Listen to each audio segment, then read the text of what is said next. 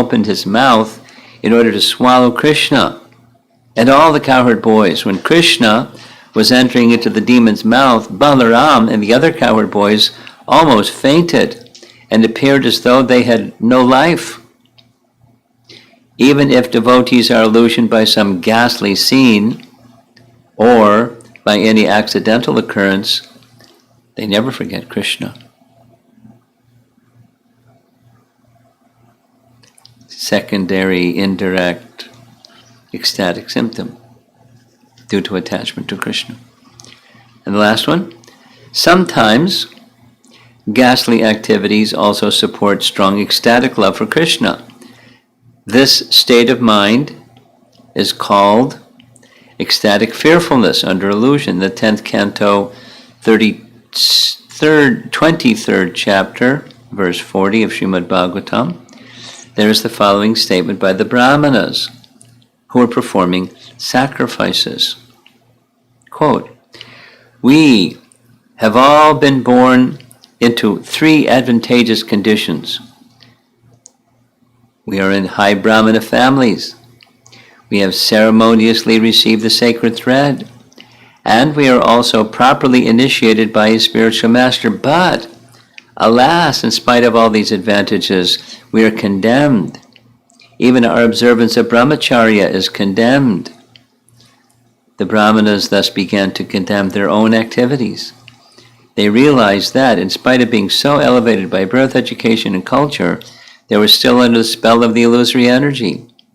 They also admitted that even great yogis who are not devotees of the Lord are covered by the influence of material energy. So that's just a little exposition on that seventh secondary rasa and how to think of that as an ecstatic exhibition of love. That's an explanation from our scriptures.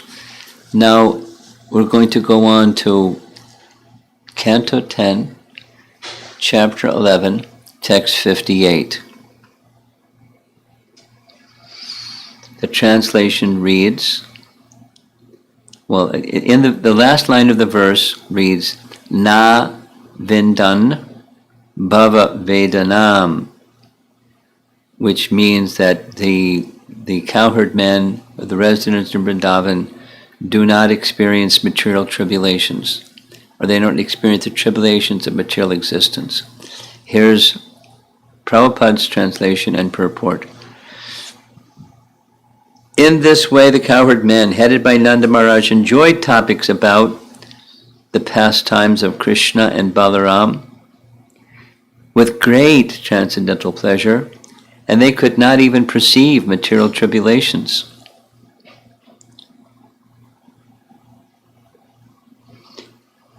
Purport. Here is an instruction about the result of studying or discussing the Krishna Leelas that appear in Srimad Bhagavatam, because that's what the residents of Vrindavan were doing. They're just discussing Krishna's pastimes, and it carried them to a very special place. Sajyo hridi avarudya tetra kritibi shushrubis tatshanat. Bhagavatam 1:1-2. Maharaj Nanda and Yashoda in Vrindavan appeared like ordinary persons of this material world, but they never felt the tribulations of this world, although they sometimes met many dangerous situations created by the demons. This is a practical example. If we follow in the footsteps of Nanda Maharaj and the Gopas, we can all be happy simply by discussing the activities of Krishna. And he quotes a nice verse from Bhagavatam 1:7-6. Anartha pashamam sakshat bhakti yogam adhoksaje lokasya janato vidvanks chakre sadvata samhitam. Vyasadeva has given this literature so that everyone may understand one's transcendental position simply by discussing Bhagavad Katha.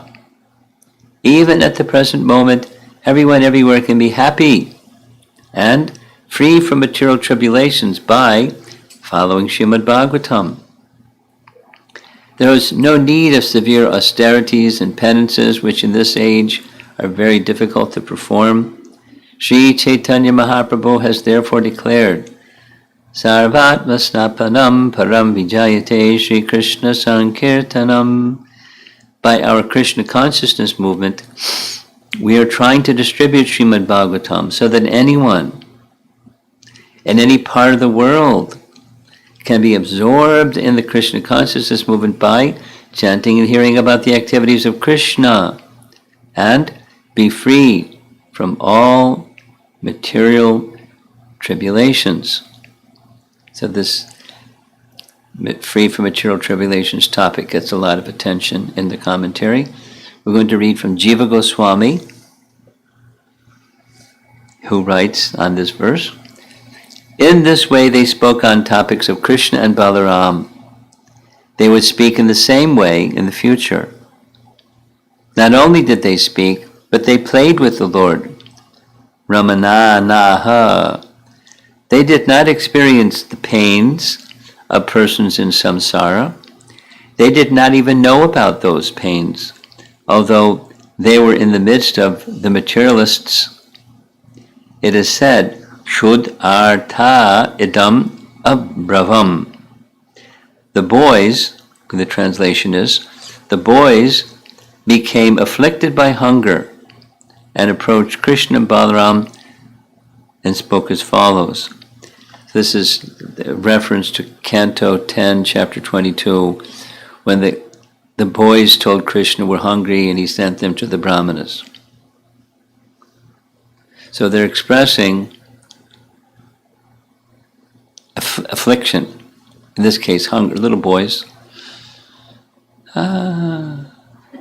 So the apparent hunger and other urges they experience are not part of this material world. Those urges are part of the pastimes, since they promote the pastimes. It wasn't a material pang, it was something they felt because it just moved the pastime along. Krishna then sent them to the Brahman who said, nothing, get out of here. Then he sent them to the wives, and then the wives came. So it was their hunger, their urge, their pang, their affliction was part of a pastime. It's not a worldly experience. And this is going to be elaborated further. Sanatana Goswami writes, in this way they enjoyed topics. Though Balaram was not the subject of these discussions, both are mentioned because, out of affection, they were considered one. Krishna is mentioned first, since he is most prominent. They spoke, cowherd men, spoke enjoyable topics about Krishna, Krishna Rama Katham. They spoke Kurvantaha. They enjoyed the topics Ramana, or they played with Krishna. They did not know the suffering of the material world, what to speak of experiencing it. And another commentary, Vishwanath writes, Nanda Maharaj and the cowherd men sat in the meeting room and repeatedly discussed the naughtiness of the boy and his killing Vatsasura and Bakasura. They also composed songs, which they sang again and again, Katham Kurvantaha, and thus they did not perceive the tribulations of material existence. Bhavasya Vedanam. Paragraph. Other elderly cowherd men coming from distant places informed Nanda about the need to become liberated from the material world. They said, half of your life is gone. Why do you remain immersed in discussing about child, family, and wife? Why don't you concentrate on knowledge, detachment, austerity, and remembrance of Narayana so that you will get deliverance from the material world? Though they requested in this way, Nanda Maharaj and the other cowherd men did not pay any attention to that. Na avindan bhavasya vedanam. To say that this phrase means that they did not suffer the pains of material life is not acceptable. He explains why. The Srimad Bhagavatam 10.6.40 describes the exalted nature of the cowherd men and women who are not touched by the material world born of ignorance. There is no question that they could be affected by the pains of the material world in this way. Whatever appears as material tribulations simply nourishes the pastimes and therefore is called Lila Maya.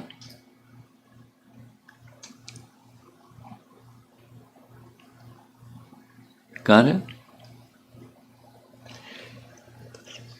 The narration is going on as if they're one of us, like the cowherd boys were feeling, we're hungry, we're famished, Krishna, so but like in anguish.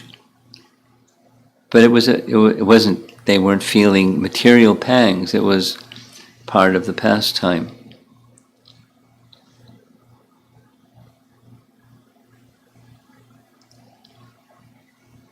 I'm going to read, I forgot to copy this, 10.6.40, so I can find it quickly.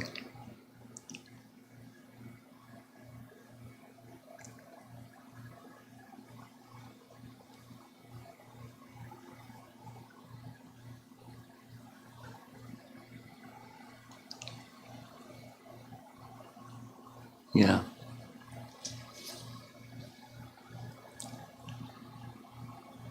Because of their relationship as mother and son, this is now the gopis were engaged in various family activities. One should never think that they return to this material world after leaving their bodies. They're involved in this and that and the other thing, seemingly like worldly affairs, but their consciousness, being immersed in Krishna, meant their consciousness was beyond the material affairs. That's text 40. Now, go back.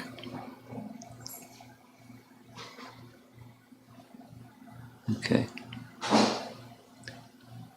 Oh.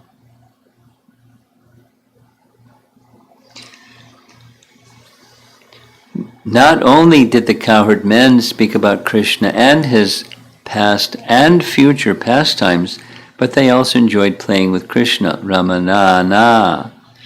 Thus, they did not know the sufferings of materialistic persons, bhava vedanam, though they were living in the material world.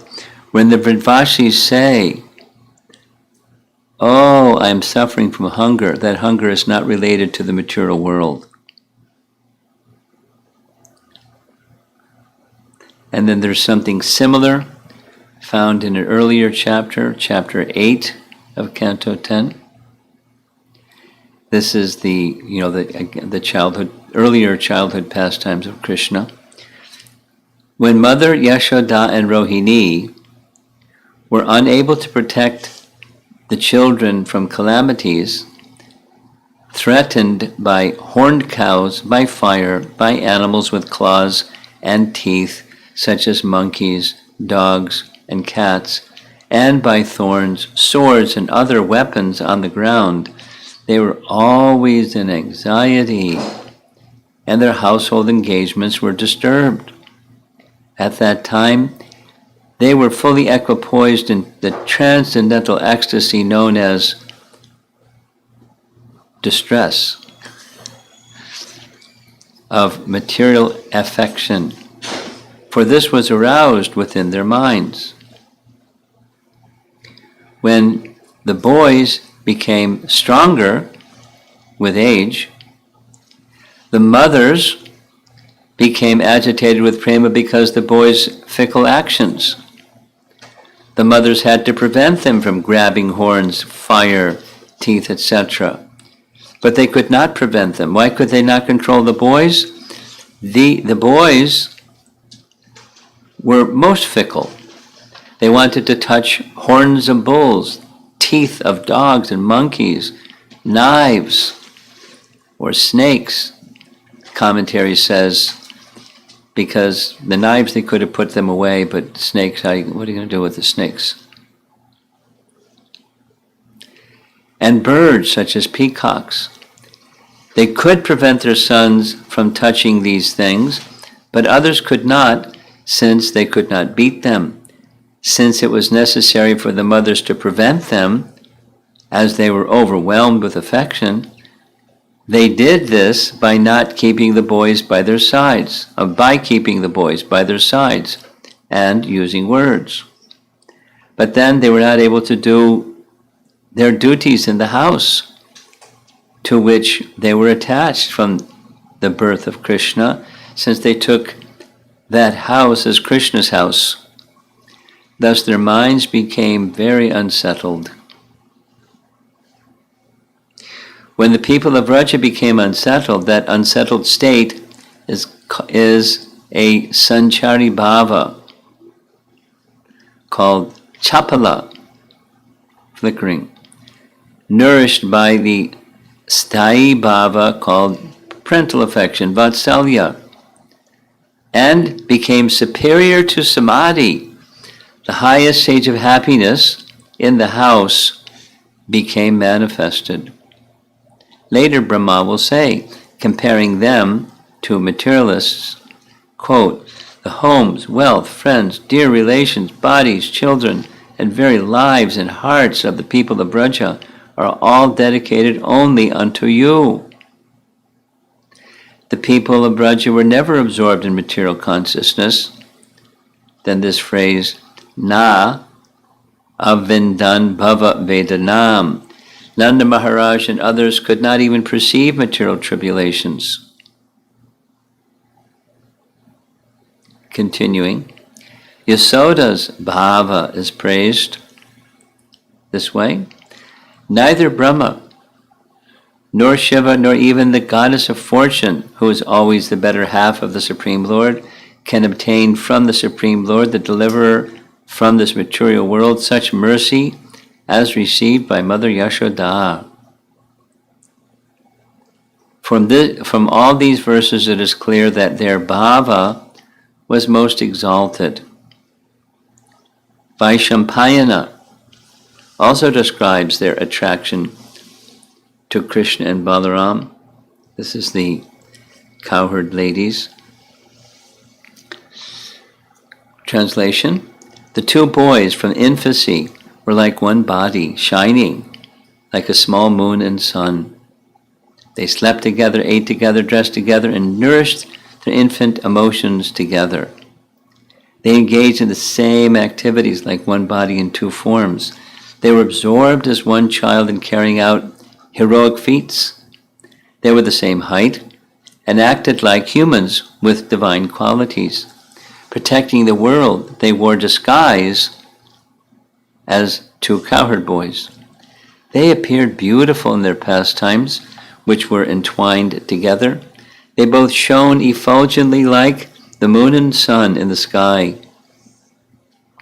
They wandered about in a crooked manner everywhere with snake-like arms, describing the children crawling. They don't go in a straight line, they go.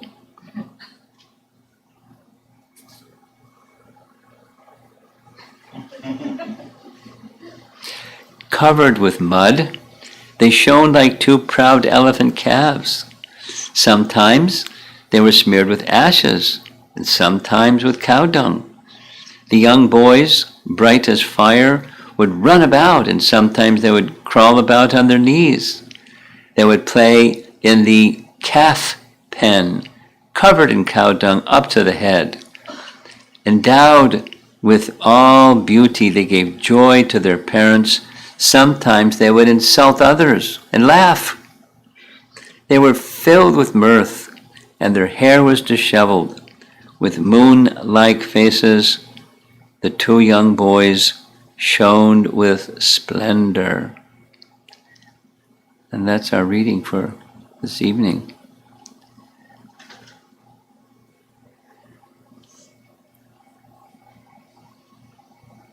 the main theme of this section, there's like 8 or 9 verses in a row that's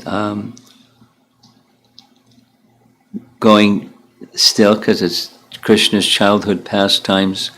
So the emphasis or focus is going to the parental affection and the relationship with his friends. Mainly these sections, because they were the earlier part of the chapter, it was discussing how they would play together in the forests when herding the calves, because he's still young. His age is between 3 and 4. How old is your daughter? 9. 9? Okay. How old is this one? 2. 2? She will complete this month end. Yeah, this one. That's in July. Wow. So between 3 and 4 years old, the boys. So they're quite playful. And our acharyas described that the normal age at which children, I'm not a parent, but child development, when they start to crawl and when they start to walk and they start to talk and start to do these different things, there's certain ages commonly that these activities, but Krishna learned everything much earlier. He was like way ahead of the game. So he's between 3 and 4 with Balaram and his friends, and they're off just playing in the forest. And the calves follow them along because they have affection for Krishna, like Krishna has for them. If they start to scatter, he blows his buffalo horn or plays on his flute, and through the flute sound he calls the names, and they gather around him. So they're doing like this all day long. So then, in this same chapter, 11, there's the encountering of Vatsasura, the calf demon, and Bakasura, the duck or crane demon. And Krishna encounters, and there's a whole series of things that happen. Now they're back. So the verses that we're reading is the parental affection.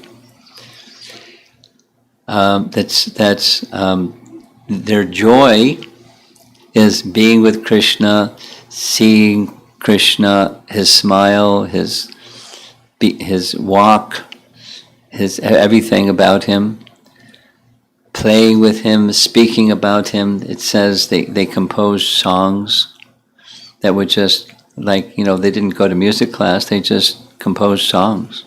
Village people composed songs about Krishna's pastimes. He would do this and he would do that. And that was their life. Now, naturally, elders, parents, but everyone saw Krishna as their child, like we heard. They were attached to their household duties because they saw their house as Krishna's house, because of their strong affection for Krishna, although he didn't come back home to their house. They just saw it that way because of their attachment for him. So they're enjoying with one another. This is, we're at a stage of sadhana bhakti. We're gathered together just hearing and discussing pastimes of Krishna from Srimad Bhagavatam Canto 10. But they didn't have Srimad Bhagavatam Canto 10. They were living it. And they were doing what we're doing, or we're doing what they're doing, which is hearing topics about Krishna and thinking about those, how wonderful is Krishna, and so forth. And they were very protective. At the same time, they were appreciating somehow or another, because of Krishna's piety, Narayan protects him, like that. They're protective, but they're also glorifying their good fortune, his good fortune. How pious must Nanda Maharaj be? Because by his piety, there's so many difficulties, and Krishna is always protected. In different ways, not like one way only. They not only they had different opinions, but they have different ways of appreciating their mood of love for Krishna. and Krishna would reciprocate with each and every one of them. Like the cowherd boys, their personalities were different, so he would reciprocate differently with each of them. While there's a theme, it's very, very personal. The interaction with those in parental affection, those in friendship, relationship. We're going to hear more as we go along, but now it's kind of speaking in a general sense, but specifically with Balaram. During this stage of their life, our acharyas teach, they were just like friends. One was the older brother, but that mood of the older brother didn't manifest until later. In this early stage, they were just constant companions and friendship. Then later, Balaram took the role of the superior brother deciding things. But then he would still check with Krishna because of his attachment for Krishna.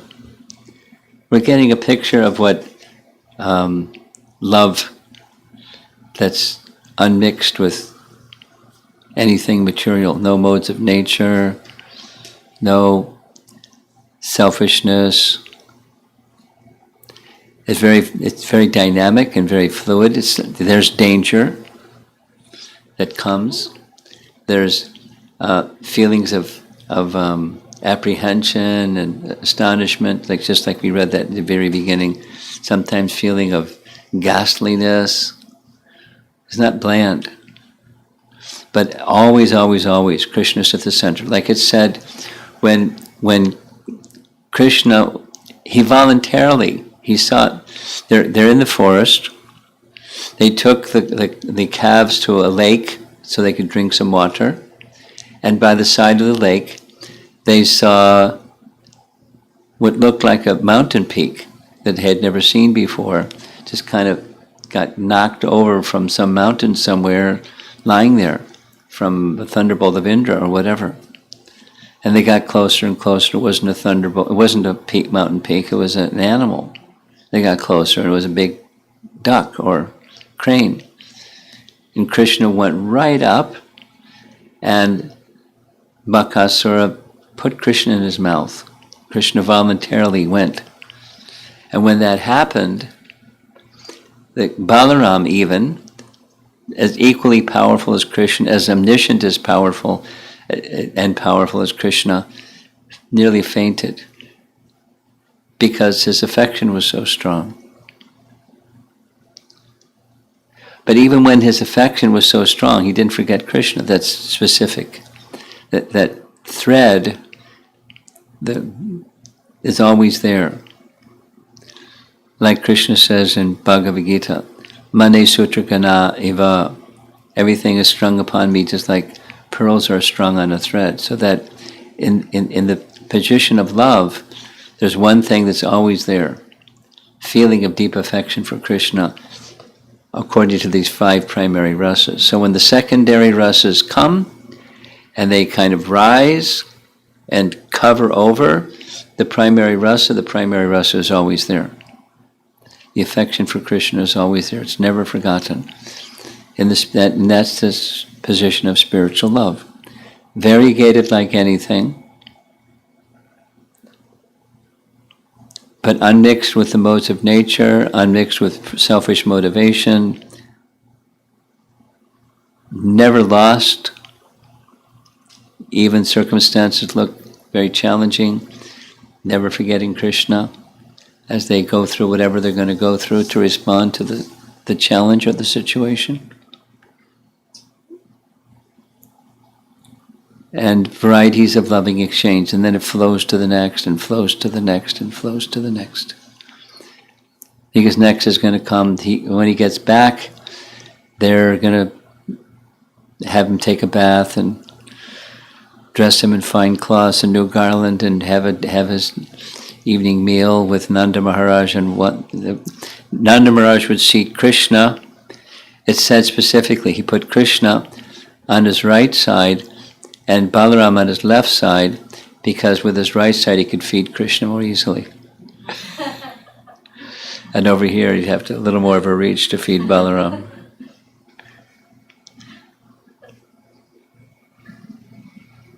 And there would be musicians performing. There are beautiful paintings of this scene. And the elder gopis standing behind, ready to bring various offerings. The young gopis off at a distance, just looking shyly to see the activities of Krishna. There's a nice Radharani story. She made some special sweets. So at the end of the meal, Krishna asked if there's any sweets. And Radharani's, yeah, some sweets. So they brought some sweets. And he looked the other way because he knew she was looking through the crack in the door. And he took one bite out of the sweet. He made a horrible face and he spit it out. And Radharani's going, no. It's a loving exchange. And he gave to one of his, Sridham, you take, this is your sister. So he gave to Sridham and he was, wow, so good. This loving exchanges of different varieties to move the hearts of his devotees again and again in so many creative ways. These are Krishna's childhood pastimes in Vrindavan, and they're celebrated. We know that Krishna appears only once in one day of Brahma. One day of Brahma is a long time. And the amount of time he spent in Vrindavan was 11 years, 8 months. And the rest of the time he was in Dwarka and Mathura, and his time on the earth planet was 125 years, compared to 11 years, 8 months. But his childhood pastimes are so celebrated. Not just the little boy stealing butter and all those things, but his childhood pastimes. The sweetness is so strong. With all of the different residents.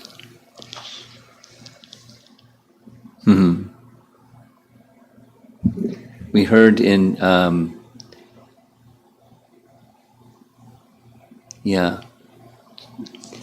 chapter 39, we're reading in the mornings, and when Krishna would go to the forest in the morning, the gopis would lament, missing Krishna like anything, separation.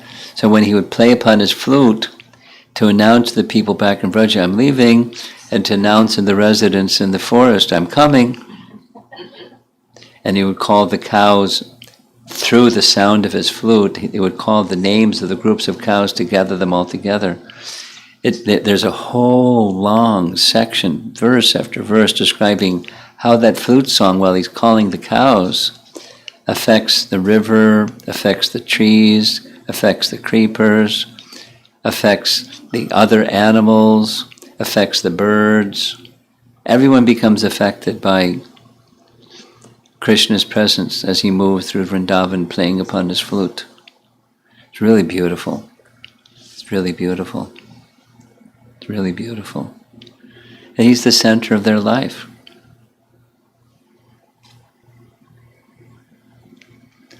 The animate and even the inanimate objects, apparently the clouds.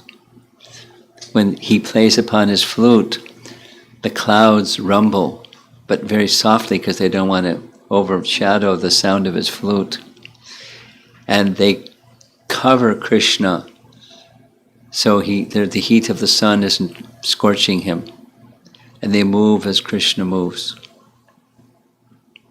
And they're trembling. Although, as if by the movement of the air, they're just moving from the sound of Krishna's flute, being attracted and stunned by it to serve him. It's really nice. And that's how the gopis see everything. You see everyone and everything moved by Krishna and his flute song, and wanting to be in an ecstatic position of service to him. That's Vrindavan. And it's not just like Alice in Wonderland or a fairy tale or something. It's our great acharyas aren't interested in fiction stories. It's just a description of Krishna Loka. And when Krishna comes and performs once in a day of Brahma, performs his pastimes in this world, that's what they experience. And that's what we're getting the opportunity to hear the description of. The same as in the spiritual world, Krishna performs pastimes in this world. Very, very special. So let's see if there's some discussion.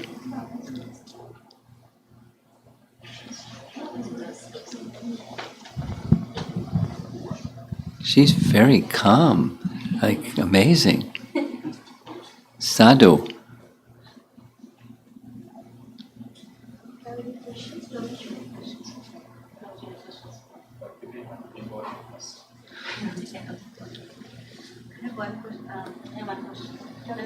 You got to put the speaker on. Hare Krishna Maharaj. When I came in, I was hearing about Sanchari Bhava, Sthai Bhava. So, is my understanding correct? Sanchari Bhava means chapala, flickering. No, that's a particular type.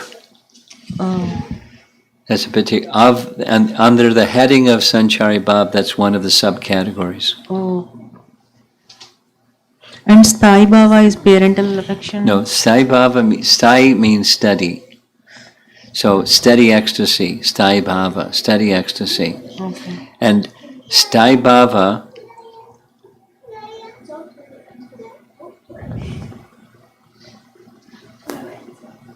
she's okay. Okay.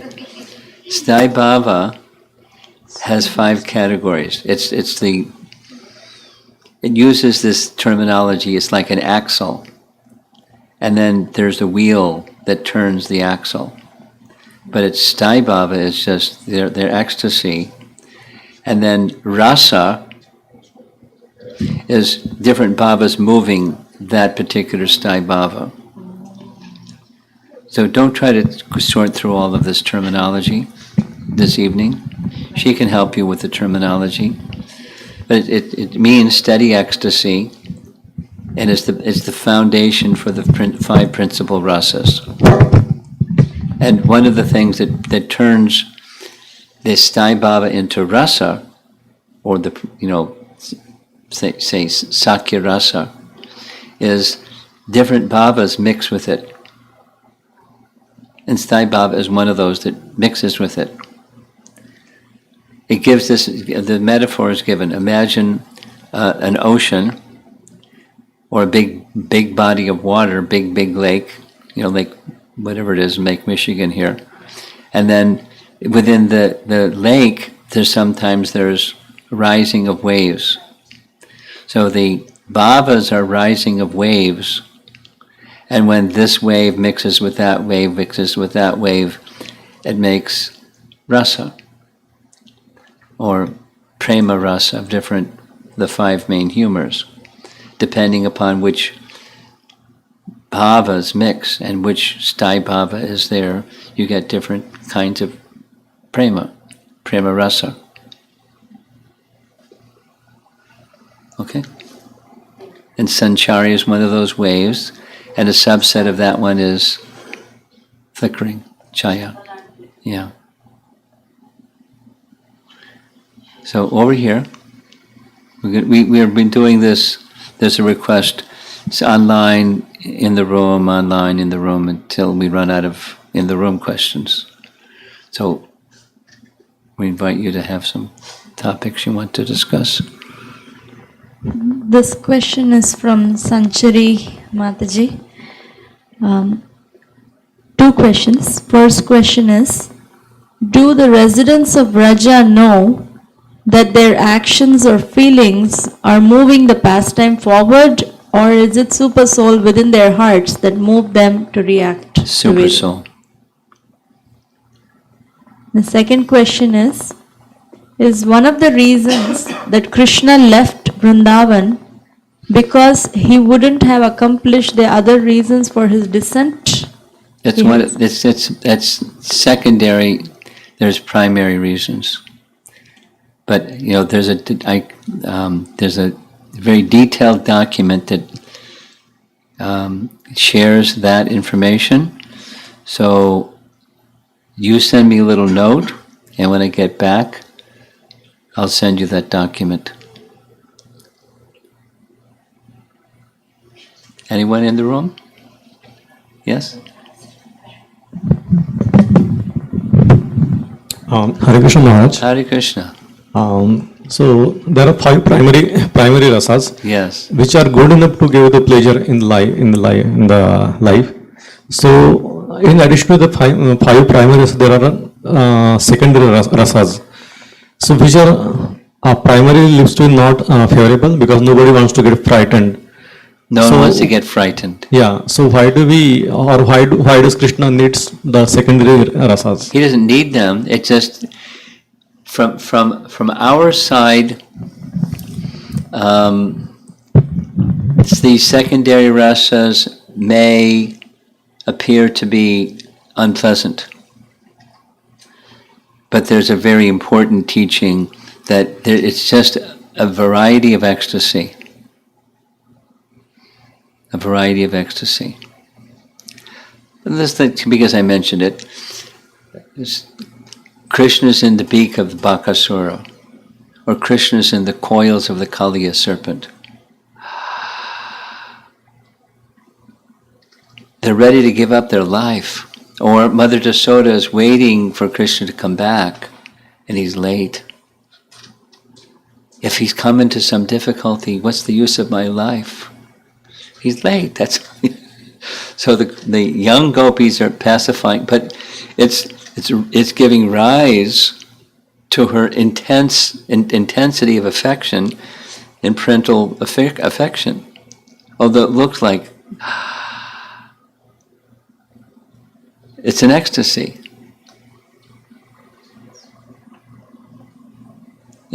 There's a whole science to this. I mean, I'm just giving like a little smidgen, but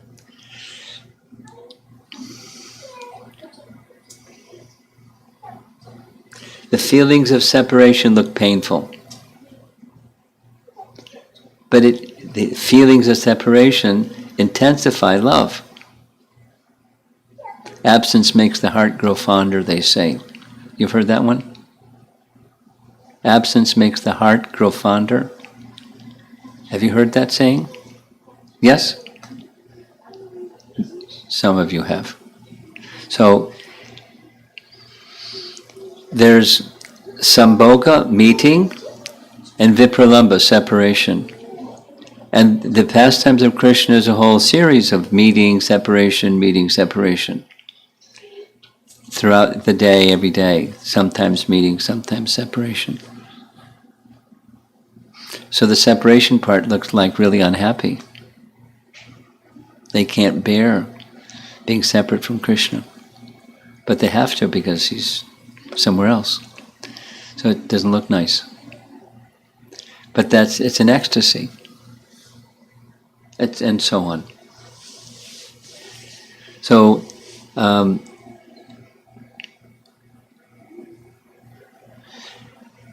it's described in Ramayana also, with reference to Ram's Leela, like Ram's separation from Sita. When Hanuman says, it's not possible. It's not possible that Sita and Ram can be separated. Can the sunshine be separated from the sun? Is it possible? So it's a pastime. But it looks horrible. And look what Ram goes through. Look what Sita goes through. It's horrible. But it's a type of ecstasy. Now they have the capacity to bear that emotion. But it's an ecstasy. It doesn't look like. Hearing about it doesn't even feel like it. Seems like, help, get Sita back. But that's the observer. But the participants, it's an ecstasy. Anyway, it goes on like that. And so the connoisseurs of love, or rasa, describe, it's just varieties of ecstasy. That's what it means, bhava. It's ecstasy.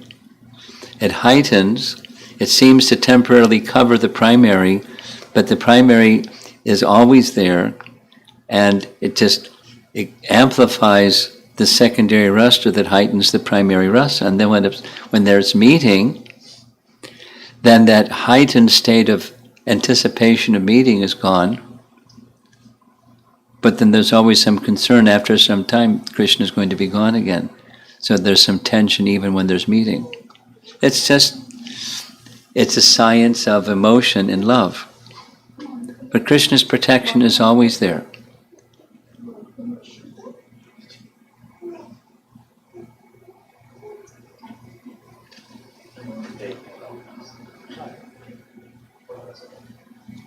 She's pretty peaceful. Pretty peaceful. Okay, go ahead. Nothing. Okay. Hare Krishna Maharaj. Yesterday I heard you say there were 10 main themes of Srimad Bhagavatam. Yeah. Can You want to know where they are? Right. Canto 2, Chapter 10, the first 2 verses of the chapter. And then it explains them right after that. And there's another place that comes in the final canto of the Bhagavatam, and I can't remember the chapter and verses. But in the one I mentioned, that's Shukadev, and then later it's Sutta. 10 topics.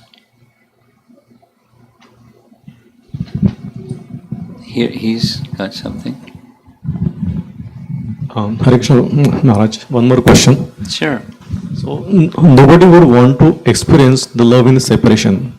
Krishna is a pleasure giver, and he is supposed to give the pleasure. He does. But he left the gopis, he left the Vrindavan, and gopis were hankering, always waiting for Krishna.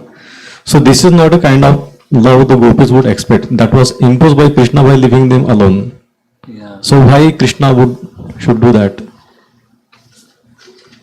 And Then don't go before the next one. Let's do one at a time. It's a pastime. Why did Ram? He's omniscient, right? Why did Ram go after this golden deer? Because he's omniscient. He must have known because he's omniscient. And by his going away, then Sita doing what Sita did, and Lakshman went away, and Ravan came along. So why did he do that? Or when they're back together, why did he put her in the fire? Or when they're back in Ayodhya, why did he send her away? Because she already proven her chastity, and he's already omniscient. So why? That's cruel. Looks like. But it's an ecstasy. I mean, your same question you asked before, it's the same question, just coming in a different way. It's Krishna never leaves Vrindavan. The Leela is he left Vrindavan, but he entered, his Shama Sundara form, not just Paramatma, but his Shama Sundara form entered the hearts of the gopis. That scene where he takes his bath in the river Jamuna, that Krura wants to take bath before going to Mathura. After he does, Krishna and Balaram do it, then he does, and he sees what he sees. So, Vasudeva Krishna left from that place into Mathura, and Shyamasundara Krishna remained in Vrindavan, in the hearts of the residents of Vrindavan. He never leaves Vrindavan. The Prakat Leela wasn't taking place, but the connection with Krishna within their heart was fully present. And that's his mercy and his loving reciprocation. Now, part of love is separation. And he was feeling that same feeling they were feeling, isn't it? as intense as they're feeling, he was feeling the same feeling of separation.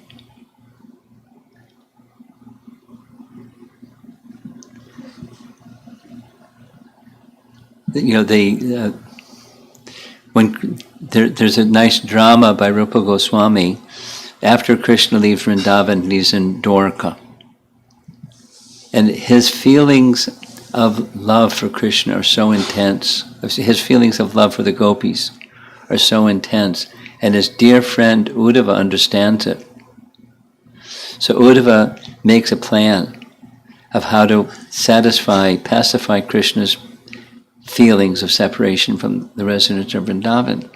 So he arranges a drama, and Krishna's in the audience, and Uddhava's next to Krishna in the audience, and now the audience is Krishna with his associates in Vrindavan. And Krishna is feeling separation, so he gets up and starts to run to the stage to embrace the associates of Vrindavan. And Uddhava's holding back. It's just a drama.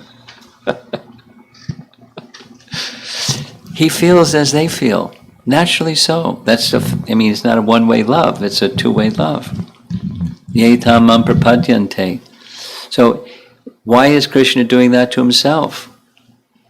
What to speak of them? Because it's intensification of love.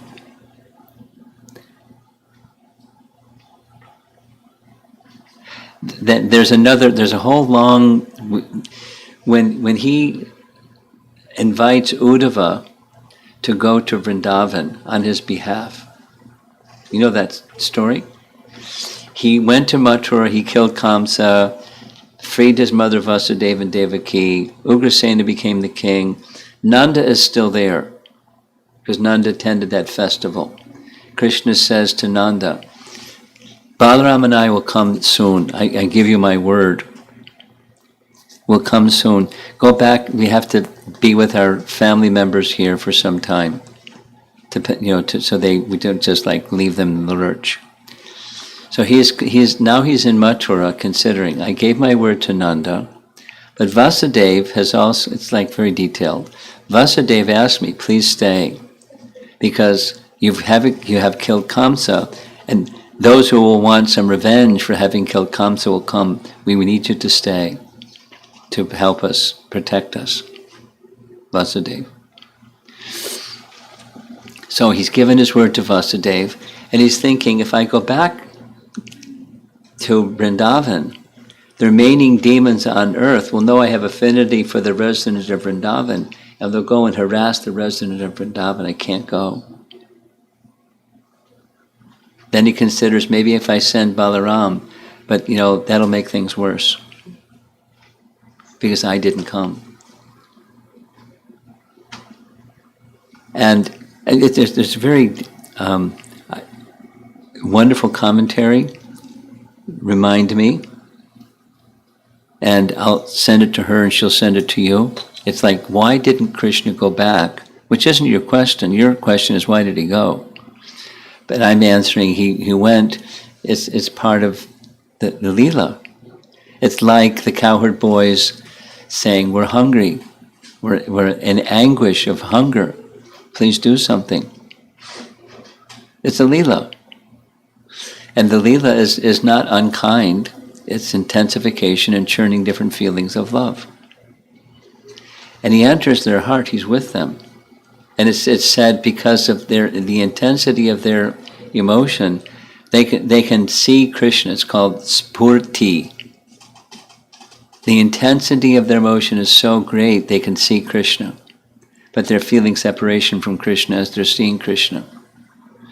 They're like mad. The intensity of their love is so great. It's not hallucination. They're seeing Krishna. They're feeling Krishna's presence. They're feeling separation from him. It's quite mysterious, but it's not lack of kindness. Now, do we have something online? Let's do some online. This is Giri Votikota Prabhu. What should be my mood while listening or reading these pastimes so that I don't speculate things that are not clear to me yet. Just your heart is a vessel, and let your heart vessel fill up. Just here, in a humble mood, appreciating how wonderful is Krishna. Just do that. You have something more? Yeah, Hare Krishna Maharaj. One of the questions raised a question for me. This is about free will. So, I know we have a limited free will in material planet. In the material planets? In the material. Not only creation. here, anywhere. That's just our nature. It's our constitutional nature. So, if when We have free will in the spiritual world spiritual also. world Yes. We don't stop being a soul. We're souls here or there with free will. Tiny parts of the Supreme that has unlimited. We have tiny whatever the Supreme has. But then, what is the use of free will in spiritual world? Because Love. That's the use of it. So that is. It's voluntary. So it is my choice to Yes, love, absolutely. and it's not Krishna's. You can say no. That's on the menu list. You can say no.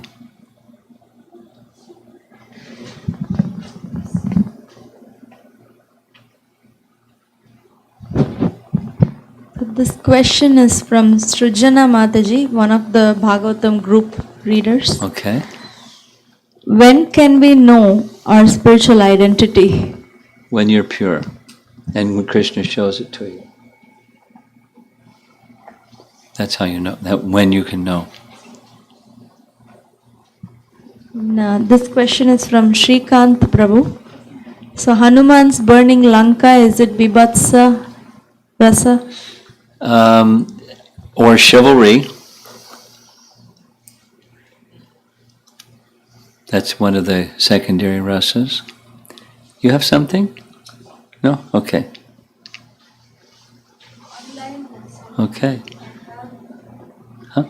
You have something. Okay.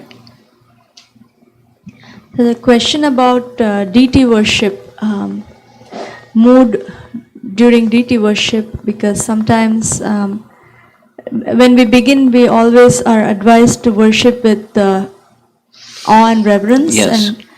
And sometimes I get bewildered when some devotees say Krishna is like a child, and I'm just like in a parental mood. Does like how to process when sometimes devotees share like in a different kind of platform. Well, this is me speaking. I don't know how others would respond. My response is you smile, but you just at the same time with a smile, not with a stick in your hand, you say, we're instructed until we become in the spontaneous stage of bhakti, that we're to worship with awe and reverence. And we have standards and moods that go with those standards, and it's the awe and reverence mood. No, some people pay no attention at all to that, but that's with a smile. That's just explain that. So it's immature imitation from someone that speaks like that, unless they're the spontaneous stage of bhakti. But that's a very elevated stage of bhakti. So not so likely. Okay? Would you like to speak something? Discuss some topic? Mataji? Anything? Because we're going around the room. Would you like to share anything or ask anything? Okay, fine. So the Shrujana Mataji, the same Mataji who asked about spiritual identity, her second question is, being practicing Krishna consciousness, if we need to take the birth again, will we take human body, or we have to again go through the lower species? According to what Krishna says in Bhagavad Gita, you're guaranteed a human form in your next life. Even a little devotional service you continue in your next life in the human form. Okay? More questions. Huh? There are more? Okay. So, Giri Votikota Prabhu, second question. Could you please enlighten us why Krishna picked the role of a cowherd boy than any other role, any specific reason? Yeah, it's his eternal position. That's why. He didn't pick it. It's just that's his Swayam Bhagavan Krishna is Govinda, Gopal. And this question is from Mahati Mataji, Mahati Kirti Mataji. Why are our gurus in Parampara, their Swarupa Siddhi is Manjari form, why not other forms?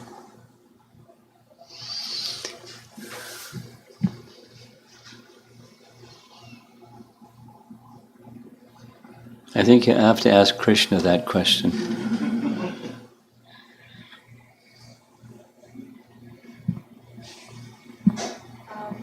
So this is from Rupa Mataji, Vinod Prabhu's wife. I believe we are associated with Krishna with only one of the primary rasas. Is that true? If yes, do we feel the same rasa or bhava when we see Krishna in the deity form today that we were associated with him eternally? The answer to the first question is yes, and the answer to the second question is no. When we're in the practicing stage of bhakti, we're not in touch with who we really are. We're trying to cleanse ourselves and awaken spiritual consciousness. But don't imagine, once again, that you're this or that or the other thing. That will be revealed to you in time with purity and Krishna's mercy.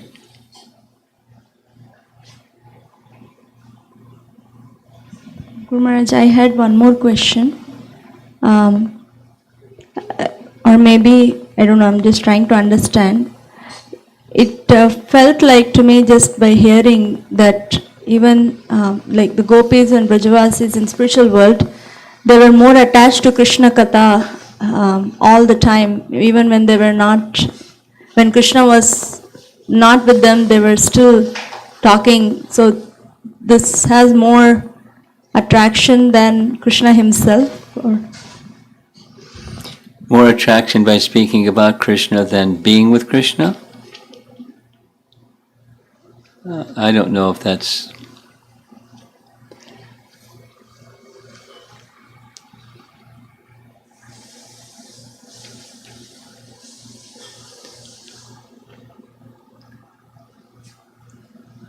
When they're speaking about Krishna, it's in his absence, generally. Sometimes they speak about Krishna in his presence. So there's that feeling of affection in separation, so it's to pacify the feeling of separation because of separation by speaking about him. I don't know if it's stronger, it's variegated at least. It's easy to say yes or no, but I at least it's variegated. And that's also part of Krishna's arrangement. Varieties of exchanges with him. Like, the cowherd boys, we're hearing regularly that the cowherd boys, when they're with Krishna, they're singing Krishna's praises. So they don't have to wait till he's gone. They sing in his presence.